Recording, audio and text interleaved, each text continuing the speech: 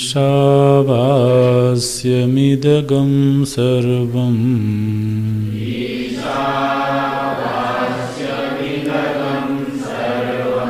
यत्किञ्च जगत्यां जगत्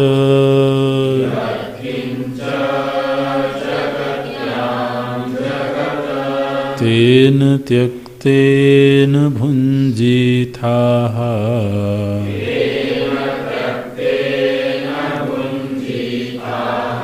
मा गृधः कस्य स्विद्धनम्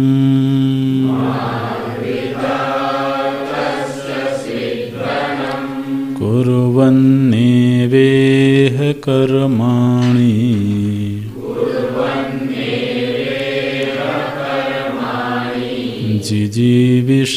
जिजीविषेच्छतगं समाः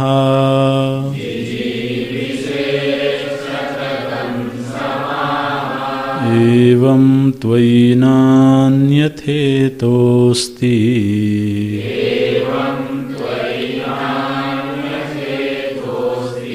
न कर्मा लिप्यते नरे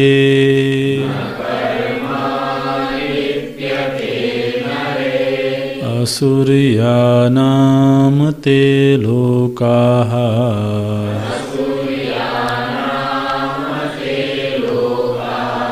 अन्धेन तमसावृताः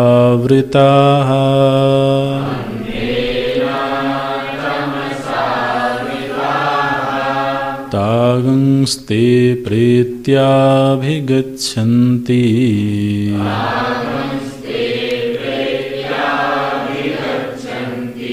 ये के चात्महनो जनाः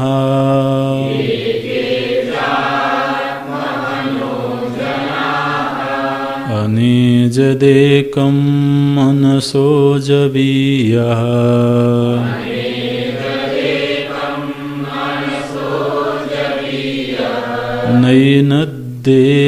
नैनद्देवाप्नुवन् पूर्वमर्षत्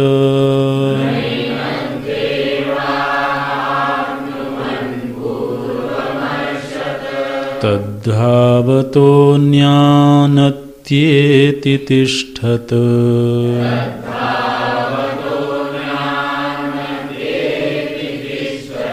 तस्मिन्नपो मातरिश्वा दधाति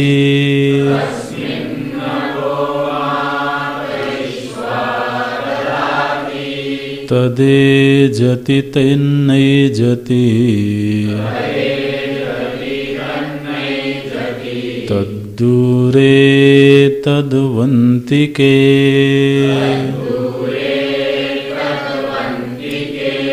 तदन्तरस्य सर्वस्य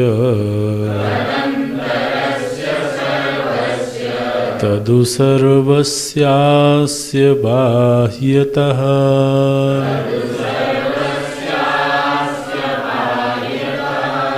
यस्तु सर्वाणि भूतानि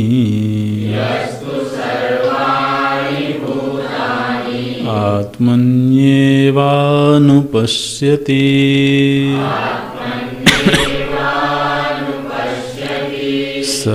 सर्वभूतेषु तदात्मानं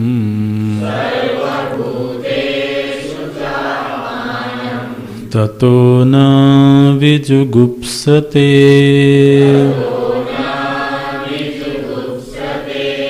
यस्मिन् सर्वाणि भूतानि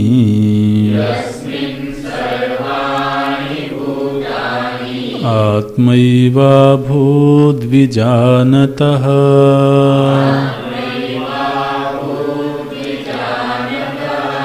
तत्र को मोहः कः शोकः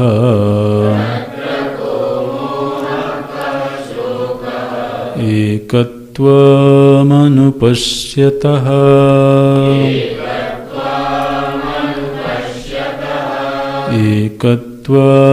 एकत्वमनुपश्यतः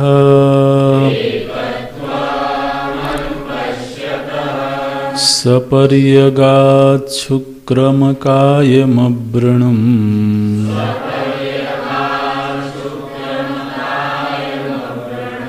अस्नाविरगं शुद्धमपापविद्धम्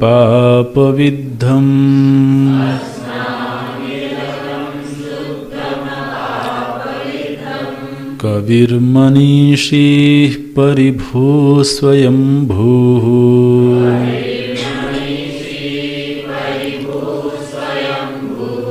याथा तथ्यतोऽर्थान् व्यदधात्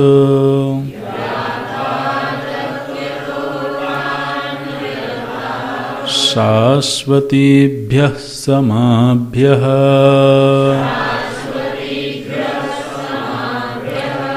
सपर्यगात् शुक्रम् अकायम् अव्रणम् अस्नाविरगम् शुद्धम् अपापविद्धम् कविः मनीषी परिभूः स्वयंभूः याथा तथ्यतः अर्थान् व्यदधात् शाश्वतीभ्यः समाभ्यः शाश्वतीभ्यः समाभ्यः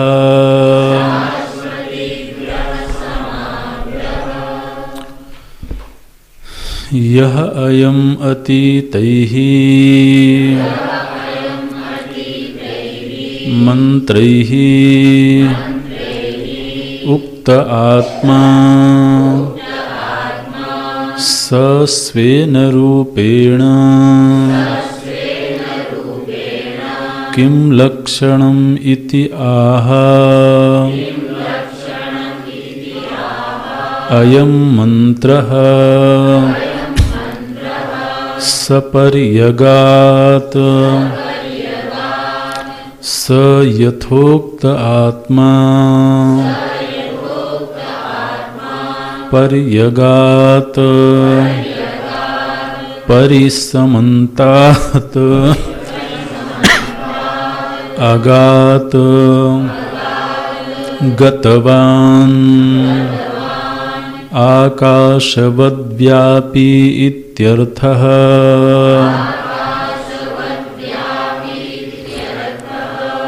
इत्यर्थः शुक्रम् शुद्धम् ज्योतिष्मत् दीप्तिमान् इत्यर्थः अकायम् अशरीरः लिंगशरीरवर्जितः इत्यर्थः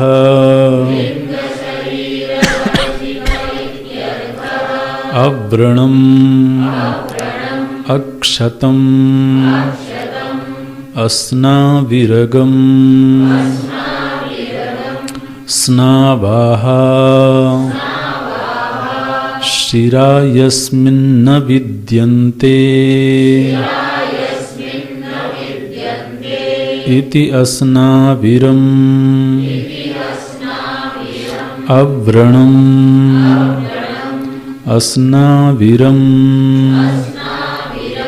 इत्याभ्याम्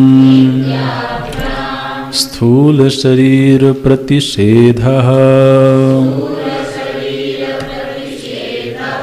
शुद्धम् निर्मलम् अविद्यामलरहितम् इति कारण शरीर प्रतिषेधः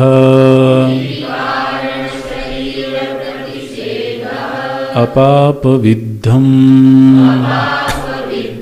धर्माधर्मादिपापवर्जितम्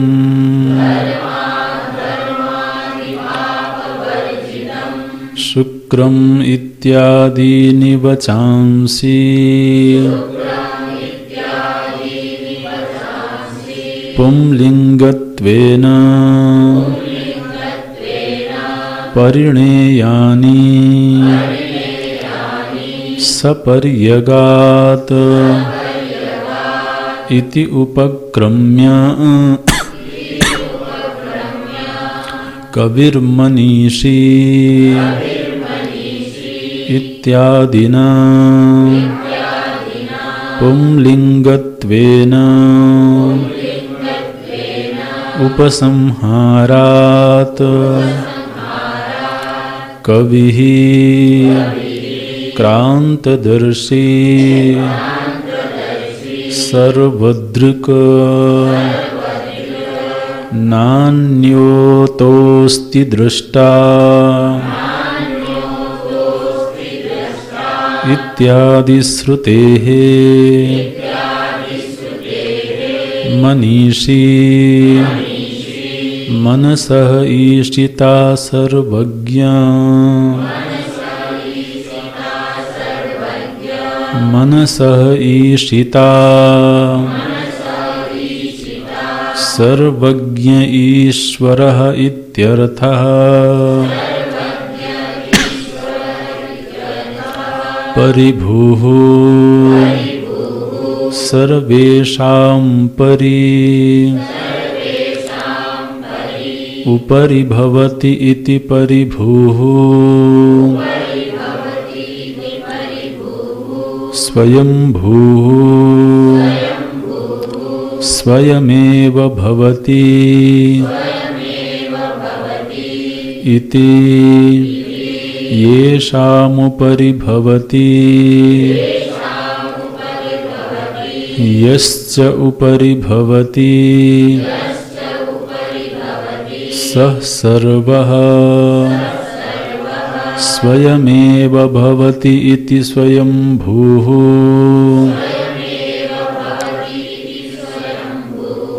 स नित्यमुक्तः ईश्वरः याथा तथ्यतः सर्वज्ञत्वादि यथा तथा भावः याथा तथ्यम् तस्मात् यथाभूत कर्मफल साधनतः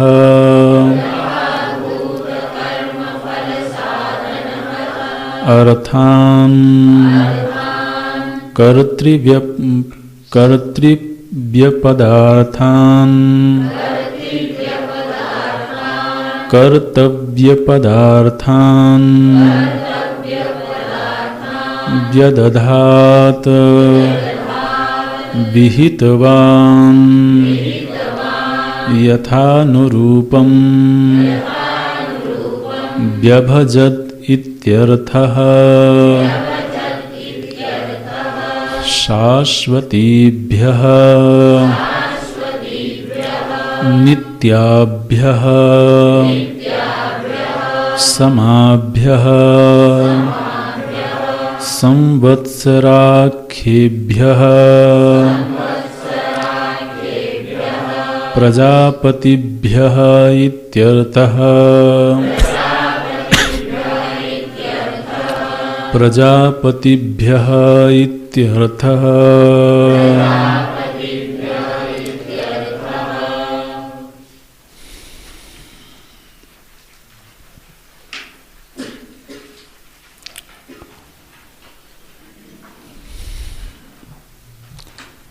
छठे और सातवें मंत्र में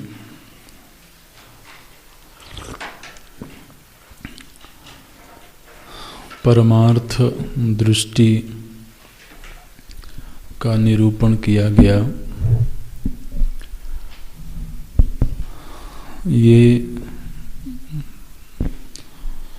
उस महापुरुष को प्राप्त होती है जो परिव्राजक है, मुमुक्षु है, आचार्य की शरण में रह कर के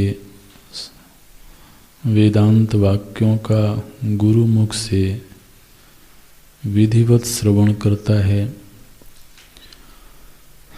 तदनुरूप मनन और निधिध्यासन का अभ्यास करता है और निरंतर ऐसा करते रहने से कोई एक समय आता है, एक काल आता है जब वो इस यथार्थ दृष्टि को प्राप्त कर लेता है। आज का भी सत्य वही है। वर्तमान भी आत्म व्यतिरिक्त कोई और सत्तावान वस्तु नहीं है, किंतु ऐसा होने पर भी वो दृष्टि नहीं होने की वजह से हमें यह यथार्थ मालूम नहीं पड़ता है और नानात्व की प्रतीति होती है। तो ये जो नानात्व की प्रतीति है, नानात्व माने अनेक वस्तुएं हैं, अनेक अस्तित्व हैं, ऐसी जो मान्यता है, इस मान्यता का श्रुतियों ने बिल्कुल समर्थन नहीं किया है, बल्कि इसकी निंदा की है। ये जो अनेक सत्ताओं की स्वीकृति है, इसकी वेदों में निंदा की गई है। श्रुति बोलती हैं स्मृत्योः समृत्युम गच्छति य इह नानेव पश्यति। जो व्यक्ति यहाँ पर नानात्व को देखता है, अनेकत्व को देखता है, वही मृत्यु से मृत्यु में गमन करता है, अर्थात संसरण करता है। तो संसरण का हेतु है नानात्व दर्शन और मुक्ति का हेतु है एकत्व दर्शन। एकत्व माने अद्वितीय तत्व का साक्षात्कार। एकत्व माने कोई मिलावट नहीं कि सभी को एक में मिला दिया, ऐसा नहीं, बल्कि वह तत्व ही अद्वितीय है। तद व्यतिरिक्त अन्य का अभाव है। इस यथार्थ दृष्टि को प्राप्त कर लेना, यह यथार्थ दृष्टि ही उसे आत्यंतिक रूप से दुखों से मुक्त कर देती है। तत्र को मोह कः शोकः यस्मिन् काले यदा एतद्भवति यस्मिन् काले एतत् अनुभूयते तस्मिन् काले को मोह कः शोकः। तो एक ज्ञान पूर्व काल होता है और एक ज्ञान पश्चात काल होता है। जो ज्ञान पूर्व काल है वहाँ नानात्व दृष्टि है और नानात्व दृष्टि के रहते शोक और मोह की आत्यंतिक निवृत्ति संभव नहीं है। शिथिल हो सकते हैं लेकिन आत्यंतिक रूप से निवृत्त नहीं हो सकते। तो श्रुतियों ने कहा न अल्पे सुखम अस्ति यो वै भूमा तत्सुखम, अल्पे सुखम नास्ति। जब तक अपने आप में अल्पत्व की अनुभूति है, अल्पत्व की अनुभूति माने परिच्छिन्नता की अनुभूति है, तब तक श्रुति ने कह दिया सुखम नास्ति।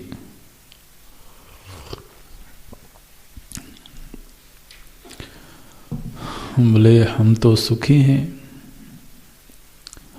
हमारे पास तो सुख है, ऐसा हमको लगता है, और श्रुति कहती है सुखम नास्ति। तो बोले कि जो आत्म सुख है, जिस दिन उसकी खबर लगेगी उस दिन ये जो आज का सुख है वह भी दुख रूप ही मालूम पड़ेगा।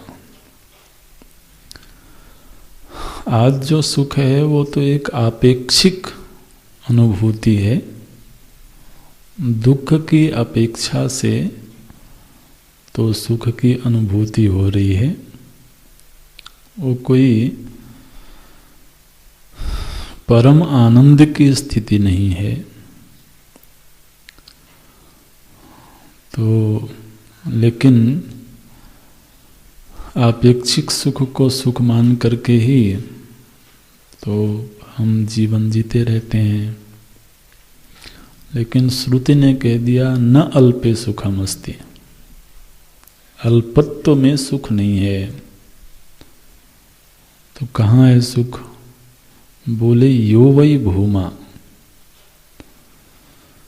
भूमा माने अपरिच्छिन्न,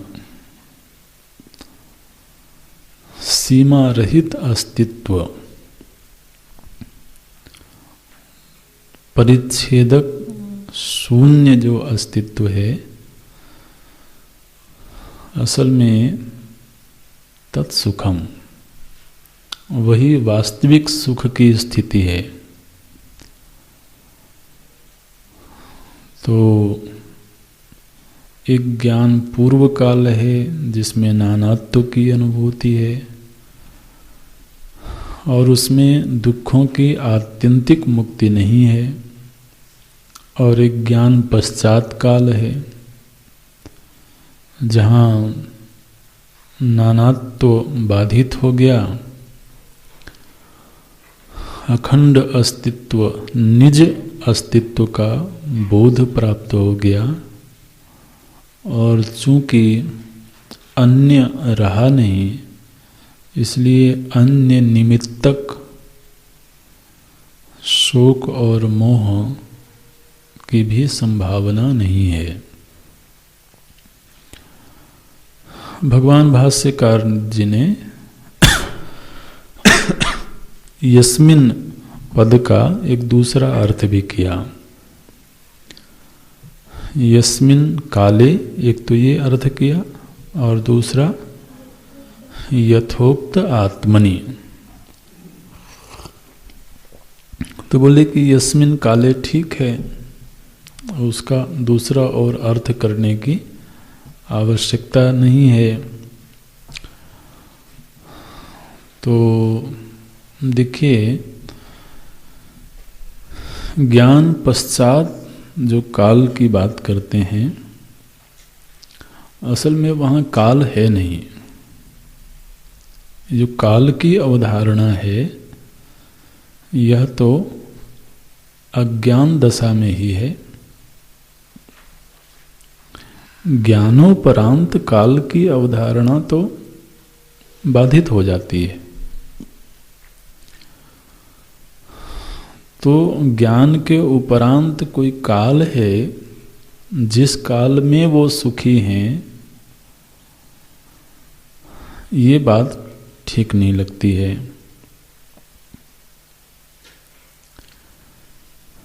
क्योंकि काल एक अवधारणा है, एक काल्पनिक अवधारणा है।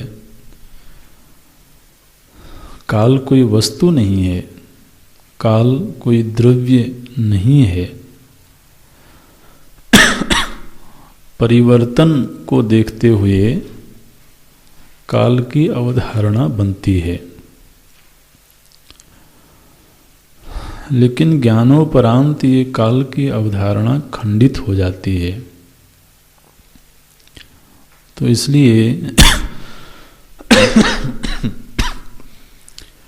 जो दूसरा अर्थ किया गया, यस्मिन आत्मनि, जिस आत्म वस्तु में प्रतिष्ठित होने पर उस महापुरुष को यह दृष्टि प्राप्त होती है।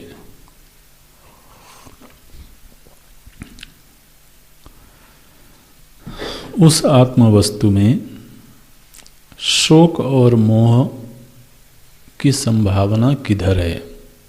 तत्र, तत्र माने तस्मिन आत्मनि।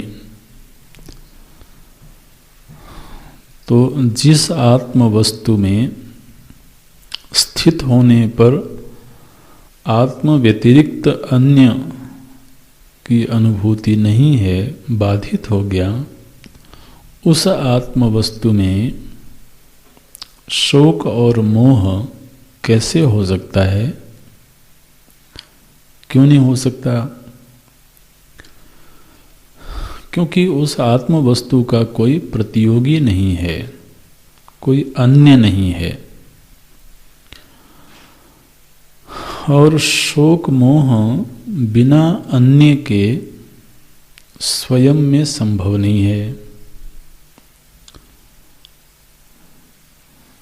तो इसलिए तस्मिन आत्मनि को मोह कह शोकः। तो ये जो दो अर्थ किए गए उनका स्वरूप भी हमको समझना है।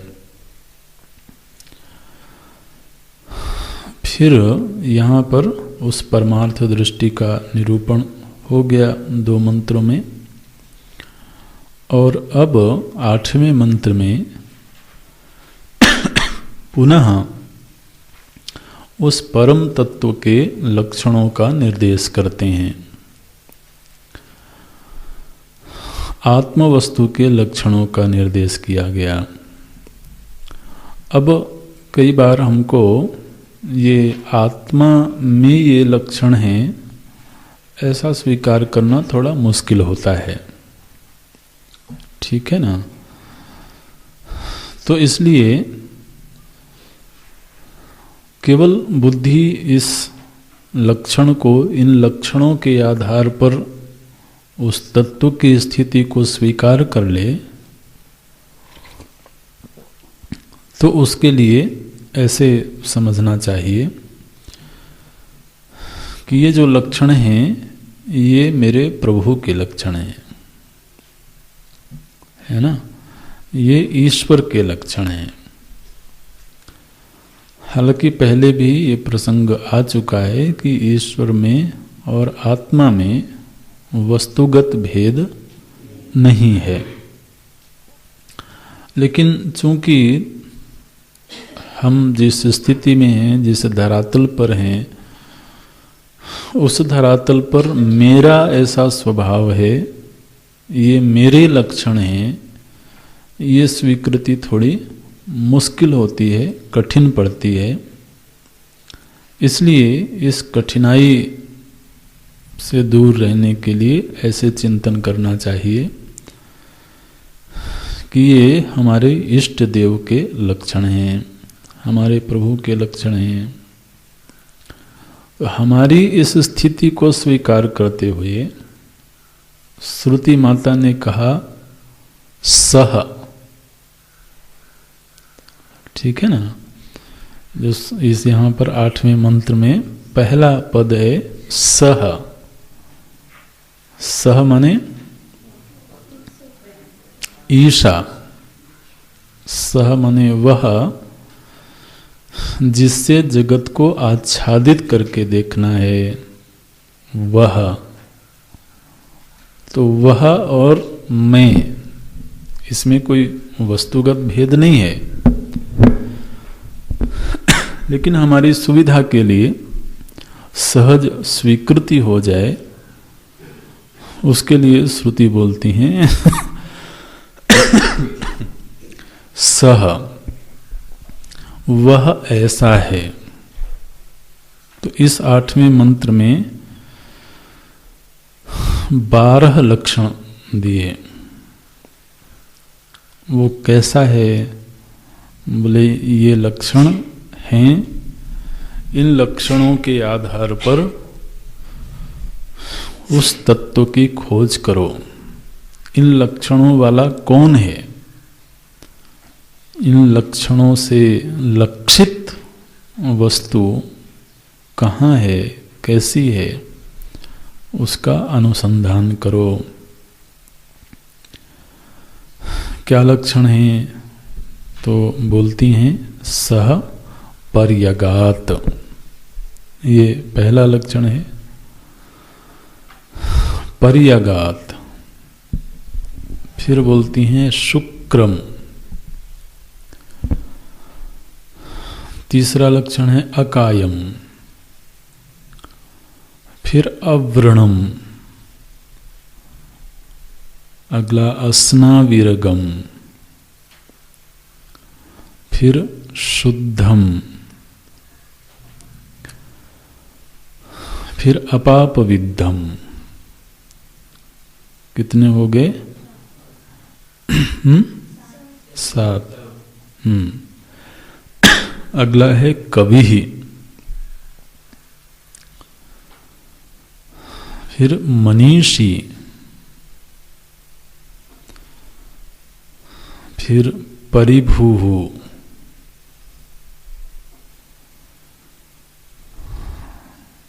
स्वयंभू। 11 हो गए। और फिर है याथा तथ्यतः अर्थान व्यदधात शाश्वतीभ्य समाभ्य, ये एक लक्षण है। याथा तथ्यतः अर्थान व्यदधात शाश्वतीभ्य समाभ्य। तो इस तरह से 12 लक्षणों से युक्त वो आत्मवस्तु है। जिस आत्मवस्तु के आच्छादन की साधना प्रथम मंत्र में बताई गई, जिस आत्मवस्तु की उपेक्षा कर देने पर संसरण की प्राप्ति होती है, ये तीसरे मंत्र में बताई गई। जिस आत्मवस्तु का लक्षण चौथे और 5वें मंत्र में बताया गया, जिस आत्मवस्तु का साक्षात्कार कर लेने पर वो महापुरुष अन्यता और दोष दर्शन से मुक्त हो जाता है, ये छठे मंत्र में बताया गया। और जिस आत्मा में प्रतिष्ठित होने पर शोक मोह आदि की आत्यंतिक निवृत्ति हो जाती है, ये 7वें मंत्र में बताया गया। वो आत्मवस्तु ऐसी है। अब ये पुनः पुनः जो उक्ति है, ये केवल हम साधकों के प्रति श्रुति की करुणा है। तो देखिए एक एक लक्षण पर भगवान भाष्यकार वर्णन करते हैं।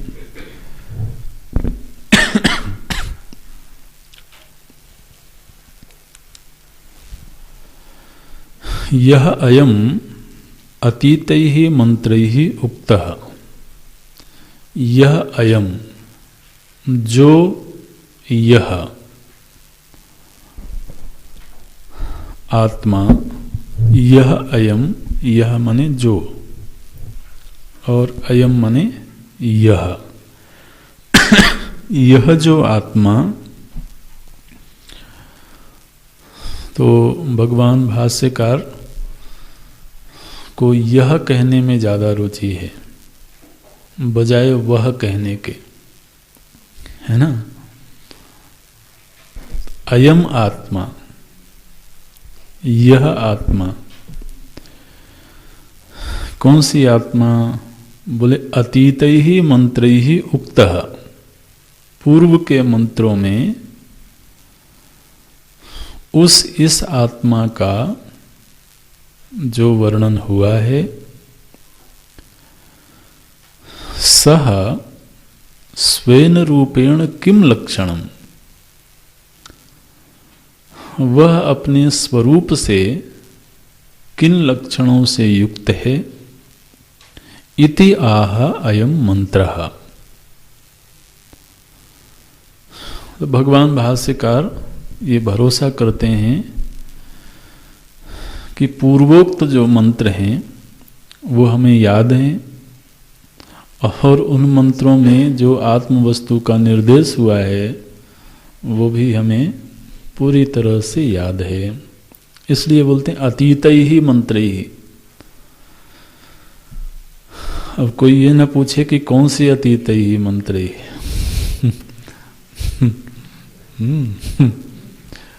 उक्त आत्मा, आत्मा का विवरण हो चुका है,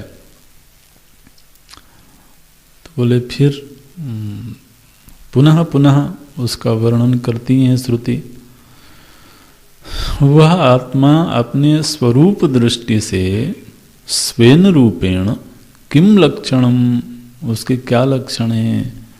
बोले इति आह अयम मंत्र। इस मंत्र में ये बताया जा रहा है। पहला लक्षण है सपर्यगात। सह पर्यगात, वो कैसी है? बोले वो पर्यगात है। सह माने क्या?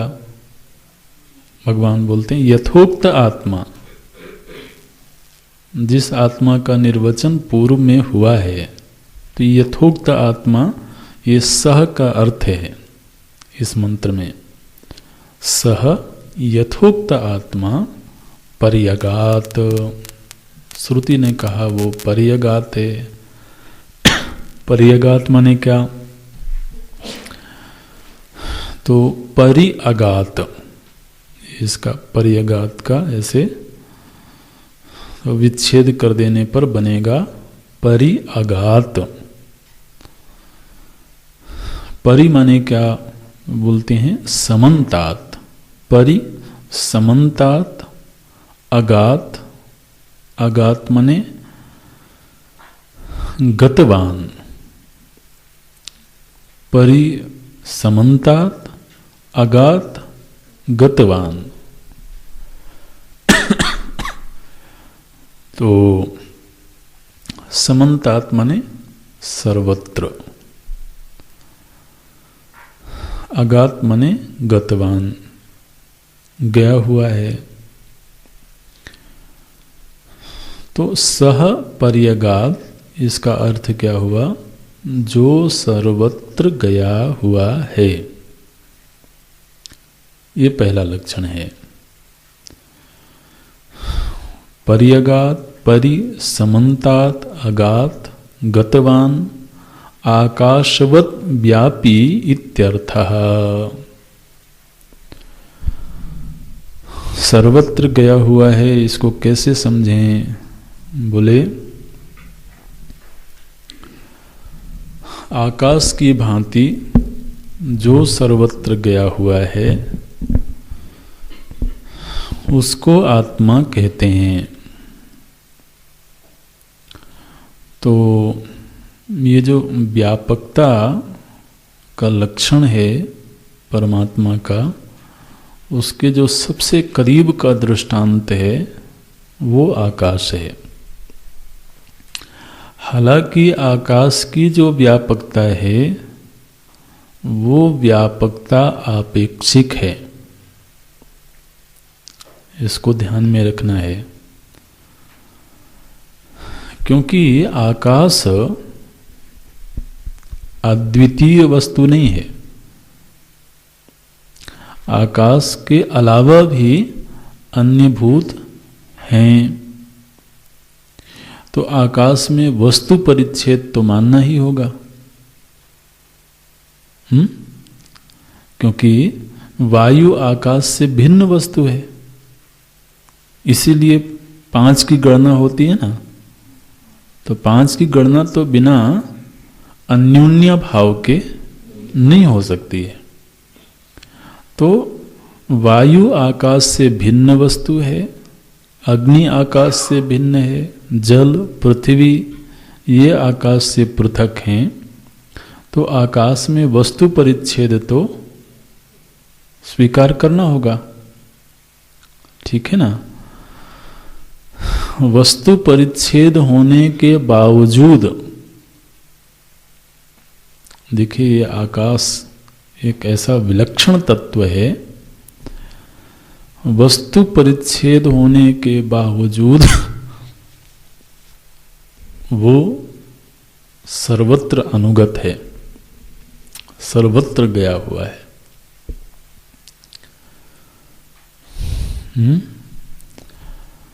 तो इसलिए ये आकाश आत्म वस्तु के लिए एक दृष्टांत बनता है, लेकिन समग्र व्याख्या नहीं है, क्योंकि आत्म वस्तु का कोई अन्य नहीं है, वो अद्वितीय है।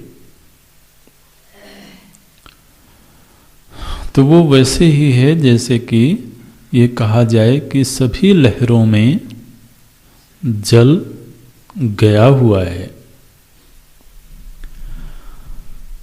अब सभी लहरों में जल गया हुआ है, ये वाक्य सही है क्या? हम क्या कहते हैं, सभी लहरों में, तो लहर को हमने पहले स्वीकार किया और फिर बोलते हैं जल गया हुआ है। तो मैं और गई हुई वस्तु, ऐसा लगता है जैसे दो हैं वहां पर, अन्यथा ये वाक्य कैसे बनेगा? तो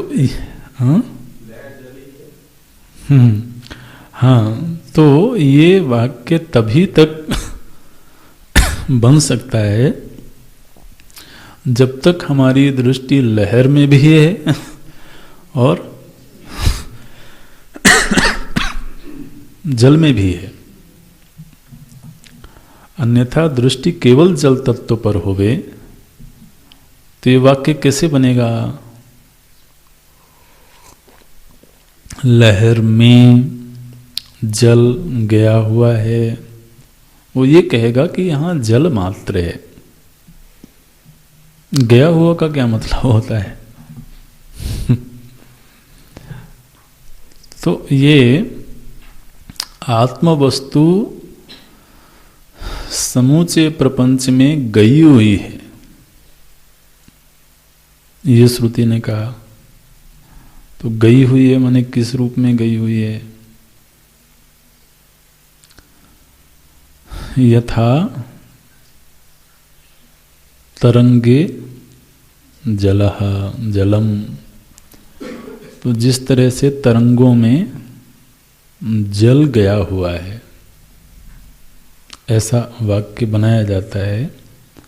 लेकिन ऐसा वाक्य बोलने पर भी बोलने वाले को मालूम है कि वहाँ जल से भिन्न लहर की कोई पृथक सत्ता नहीं है। लेकिन चूंकि लहर की भिन्न प्रतीति हो रही है, इसलिए ये वाक्य बनाना पड़ता है, कहना पड़ता है कि लहरों में जल सर्वत्र गया है। इसी तरह से जगत की प्रतीति हो रही है, तो इस प्रातीतिक जगत को ध्यान में रखते हुए श्रुति ने ये कहा कि जगत में आत्मा गई हुई है। अरे आत्मा से पृथक जगत नाम का कोई अस्तित्व ही नहीं है, तो गई हुई का क्या मतलब है? बोले वो समस्या तो तुम्हारी है, क्योंकि जगत की प्रतीति को छोड़ नहीं पा रहे हो, तो इसलिए ये लक्षण बनाया गया। आकाशवद व्यापी इत्यर्थः, वो आकाश की भांति व्याप्त है, ये पहला लक्षण है उस आत्म वस्तु का। फिर बोलते हैं शुक्रम, ये श्रुति का दिया हुआ लक्षण है शुक्रम। शुक्रम माने क्या? बोले शुद्धम। तो शुक्रम का पहला अर्थ किया भगवान भाष्यकार ने शुद्धम। फिर उनको लगा कि वे शुद्धम कहने से पूरा स्पष्ट नहीं हुआ है, तो फिर बोलते हैं ज्योतिष्मत। शुक्रम माने क्या? बोले शुद्धम। शुद्धम माने क्या? तो बोलते हैं ज्योतिष्मत। फिर अभी भी संतोष नहीं हुआ, तो बोलते हैं दीप्तिमान इत्यर्थः। तो वो आत्म वस्तु कैसी है? मतलब दीप्तिमान है। दीप्तिमान माने क्या? उसमें प्रकाश की किरणें निकल रही हैं। कोई नीला नीला प्रकाश निकल रहा है। दीप्तिमान मतलब स्वयं प्रकाश, चेतन इत्यर्थ है ना। जब किसी वस्तु को कहा जाता है कि दीप्तिमान है, दीप्तिमान है माने वो स्वयं प्रकाशित है, उसको जानने के लिए, उसको पाने के लिए अन्य किसी दीपक की आवश्यकता नहीं है, उसी को दीप्तिमान बोलते हैं। तो यहाँ जो आत्म वस्तु है वो कैसी है? बोले वो स्वयं सिद्ध है, स्वयं प्रकाशित है। तो स्वयं प्रकाशमानता की ओर संकेत करने के लिए श्रुति ने दूसरा शब्द दिया शुक्रम। अब देखिए, शुक्रम शब्द का अपने आप ये अर्थ मिल नहीं सकता है। शुक्रम का अर्थ दीप्तिमान कैसे हो गया? भगवान भाष्यकार के पास में ये अधिकार है कि वो अर्थ निष्कर्ष कर सकें। दीप्तिमान इत्यर्थः। फिर श्रुति ने कहा अकायम। अगला लक्षण है अकायम। अकायम माने क्या? काया वर्जितम। काया माने होता है शरीर, तो न कायम इति अकायम। तो भगवान बोलते हैं अकायम अशरीरम। अशरीरः। अशरीरः का अर्थ क्या करें? बोले लिंग शरीर वर्जितः इत्यर्थः। तो श्रुति ये बता रही हैं कि वो जो तुम्हारे प्रभु हैं वो कैसे हैं? बोले उनके पास लिंग शरीर नहीं है। इसको ध्यान देना भाई। अब जिन्होंने ईश्वर को एक देशीय माना होगा, उस सपर्यगात को कैसे व्याख्या करेंगे? क्योंकि सपर्यगात माने तो जो सर्वत्र वर्तमान है। तो श्रुति ने ये तो नहीं कहा कि जिसका प्रभाव पर्यगात है। सपर्यगात। स माने वह वस्तु, वह ईश्वर ही सर्वत्र वर्तमान है। तो जो एक देशीय की बात की जाती है कि एक जगह पर हैं, एक लोक में हैं, ये तो महाराज श्रुति के वाक्यों से कहीं भी मिलता नहीं दिखता है।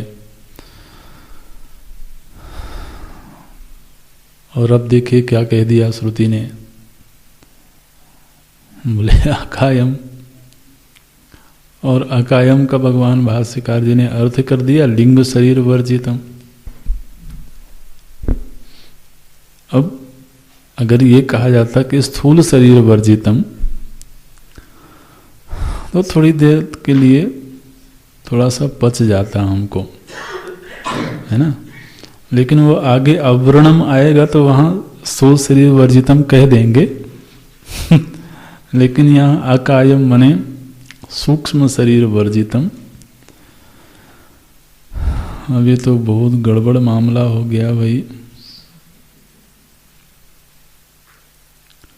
मने वो कुछ सोचता नहीं है। अरे मन होगा जब तो सोचेगा ना। सूत्र ने मना कर दिया कि मन ही नहीं है उसके पास में। लिंग शरीर वर्जितम मने क्या? मन भी लिंग शरीर में ही आता है कि नहीं आता है? बुद्धि भी लिंग शरीर में। वो कुछ देखता भी नहीं है। अब आंखें होंगी जब तो देखेगा। तो कैसे हैं प्रभु? बोले वो कुछ देखते नहीं है, कुछ सुनते नहीं है,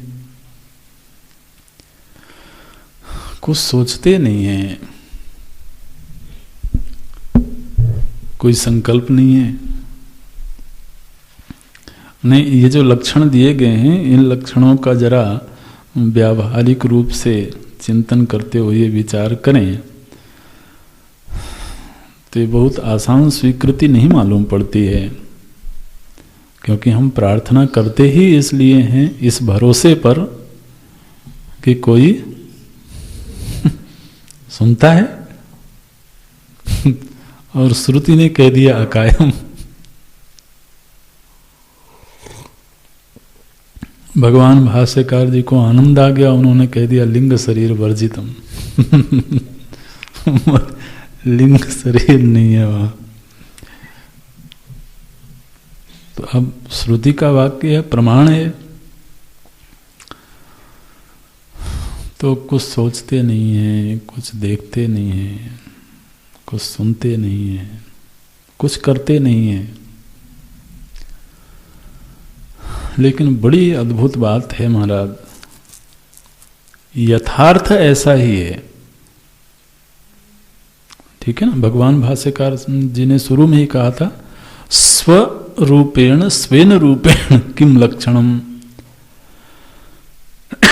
उनके स्वयं के धरातल से देखा जाए तो क्या लक्षण है वो श्रुति बता रही है। लेकिन अपने धरातल से जब हम देखेंगे तो वहां वो सारी चीजें दिखेंगी। बिनु पग चलई, ठीक है। बिनु पग ये उनकी स्वयं की दृष्टि है, और चलई ये हमारी स्थिति है। ठीक है। सुनई बिनु काना, बिनु काना स्वेन रूपेण, सुनई हमारी धरातल से। कर बिनु करम करई विधिनाना, आनन रहित सकल रस भोगी, बिनु वाणी बक्ता बड़ जोगी। तो एक है उनकी स्व की दृष्टि। इसलिए भगवान भाष्यकार इस मंत्र की व्याख्या करने से पूर्व ही ये संकेत कर देते हैं स्वेन रूपेण किम लक्षणम। उनकी स्वयं की दृष्टि से उनके क्या लक्षण हैं? लिंग शरीर वर्जितम। अरे भैया, ये जो संसरण होता है ना, ये लिंग शरीर का ही होता है। स्थूल शरीर का थोड़ा संसरण होता है, वो तो इस शरीर तक सीमित है। जैसे इस शरीर को हमने छोड़ा तो अगले शरीर में कौन गया? सूक्ष्म शरीर ही गया, स्थूल शरीर तो नहीं गया। तो यदि तो हम उनमें सूक्ष्म शरीर को स्वीकार कर लें तो महाराज उन्हें भी संसारी मानना पड़ेगा, फिर कोई उपाय नहीं है। अगर तो वहां सूक्ष्म शरीर है, इस सत्य को स्वीकार कर लिया जाए तो फिर वो भी संसारी हो जाएंगे। तो इसलिए वो तो संसारी नहीं है, ये तो हम मानते हैं। तो संसारी नहीं है माने क्या? सूक्ष्म शरीर नहीं है। तो आधी बात मानना आधी बात न मानना, ये तो कोई बात नहीं हुई। एक तरफ हम ये मानते हैं कि उनमें संसरण नहीं है, और दूसरी तरफ ये माने कि वहां सूक्ष्म शरीर है, तो ये तो संगति लगेगी नहीं। या तो ये मान लिया जाए कि वो भी संसारी है, ठीक है, ऐसा मान लेने में क्या दिक्कत है?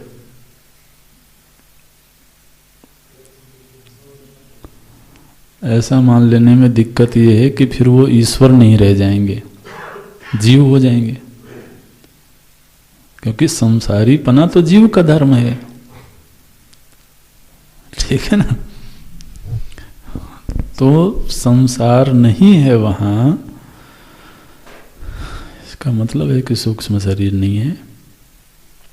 तो बोलते हैं भगवान अकायम अशरीरः लिंग शरीर वर्जितः इत्यर्थः। फिर श्रुति का अगला शब्द है अव्रणम। अव्रणम का अर्थ करते हैं अक्षतम, जिसमें क्षत विक्षत होने की संभावना नहीं है। अक्षतम, अक्षतम का अर्थ होता है जिसको काटा नहीं जा सकता है, माने क्षत विक्षत नहीं किया जा सकता।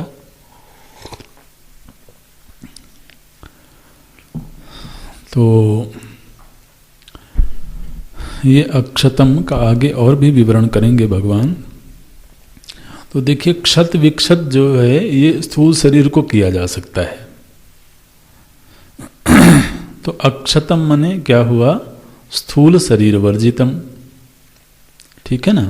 तो अव्रणम का अर्थ तो किया गया अक्षतम, और अक्षतम से हमें समझना है कि जिसको क्षत विक्षत ना किया जा सके, ये केवल स्थूल शरीर के साथ हो सकता है।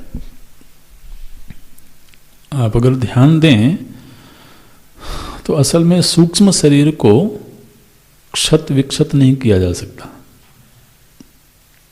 है ना। सूक्ष्म शरीर के जो गोलक हैं उन पर घात किया जा सकता है, और गोलकों पर घात होने पर इंद्रिय की अभिव्यक्ति बंद हो सकती है, लेकिन इंद्रिय का पर घात नहीं किया जा सकता।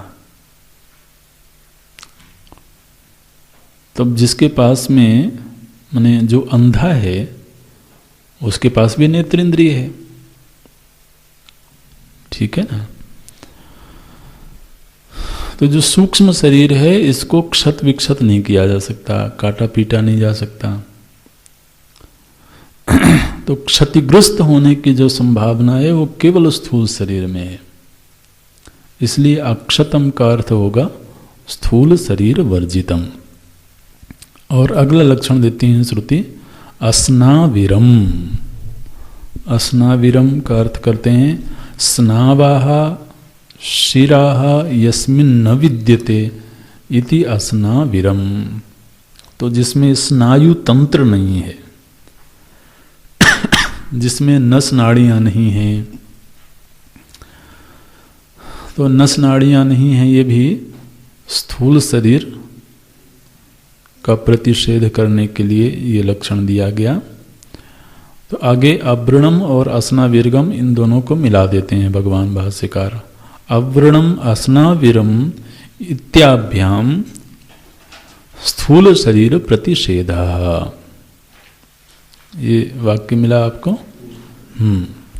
तो अव्रणम और असनाविरम, इन दो लक्षणों से श्रुति माता ने स्थूल शरीर का प्रतिषेध किया।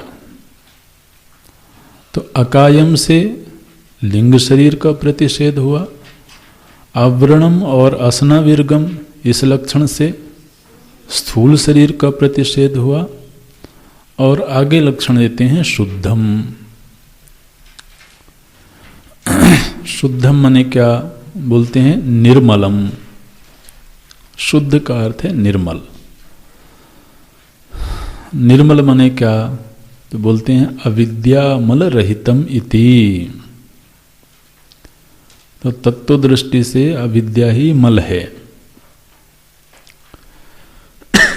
तो वहां पर अविद्यामल भी नहीं है। अविद्या को ही कारण शरीर बोलते हैं। ठीक है? तो देखिए शुद्धम का कैसे अर्थ निष्कर्ष करते हैं।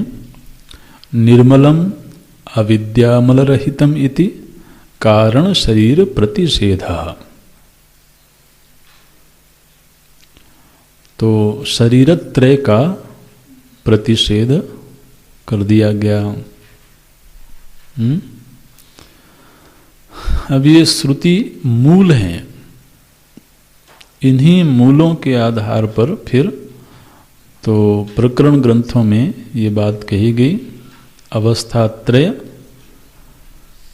विवर्जितम, है ना। आत्मा के लक्षण जब हम पढ़ते हैं प्रकरण ग्रंथों में कि जो शरीरत्रय रहित है, तीन शरीरों से रहित है, स्थूल सूक्ष्म कारण शरीर वर्जितम आत्मतत्वम। तो अब ये बात कहाँ से आई है? इन श्रुति वाक्यों से आई है।